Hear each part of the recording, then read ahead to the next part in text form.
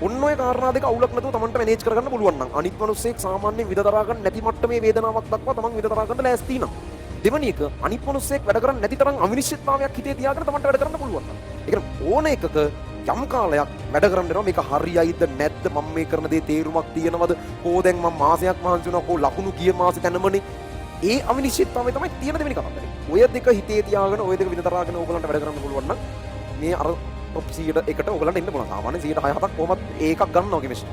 101ක් කියන්නේ බොහොම අන්තිම කෙලවරක් ගැන මේ කතා කරන්නේ. ඒක කරන්න පුළුවන්. අර දෙක හදාගන්න. සාමාන්‍ය මිනිස්සෙක් විඳ දරා ගන්න නැත්තරම මේ විඳ දරා ගැනීමක් වාට පුළුවන් වෙන්න ඕන. ගොඩක් යුන් අතහැරලා දාද්දි වා ඊළඟ ටිකට යන්න ඕන කොහොම හරි. ගොඩක් යුන්ට මේ අවිනිශ්චිතභාවය දරා ගන්න බෑ. වැඩ කරාට වැඩක් වෙන්නේ නැහැ නේ. අර ටක් ගාලා හරියන්න ඕන. එහෙම වෙන්නේ නැහැ. එහෙම වෙනවනම් හැමෝම මේව කරනවා. එහෙම වෙන්නේ නැහැ. ඒක තමයි දෙවෙනි කාරණාව. ඕවා හරියට මේව කරගෙන Tamanට එකපාර වැඩ කරද්දී හරියන්නේ නැහැ කියලා වුණත් හිතෙන්න පුළුවන්. කාගෙන අල්ලගෙන ඉන්න එක තැනකදී තමයි ඕක පත්තු වෙලා පේන්න පටන් ගන්න. එළියට මේක පුපුරලා මේ කරන එකේ ප්‍රතිඵල එන්න පටන් ගන්න. එක තැනකදී ඒ වෙනකන් මොකුත් වෙන්නේ නැහැ වගේ පේන්නේ. එහෙම තමයි. ඒක තමයි සාර්ථකත්වයේ හැටි.